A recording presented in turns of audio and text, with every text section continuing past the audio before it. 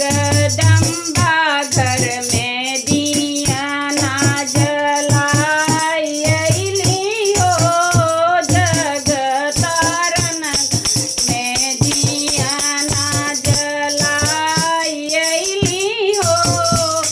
सोने सुराही गंगा जल पानी मैया के चरण पखारी अइली हो।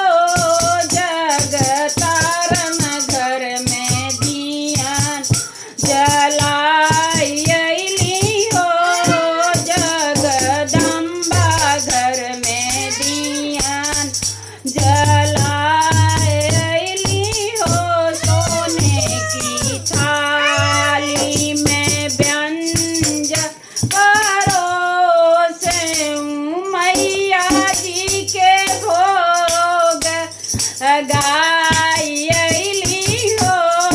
जगतारन घर में दिया जलाए अइली हो।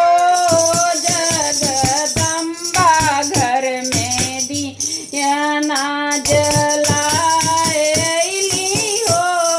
कंचन थार कपूर के बाती हो मैया के आरती उतारी अइली हो।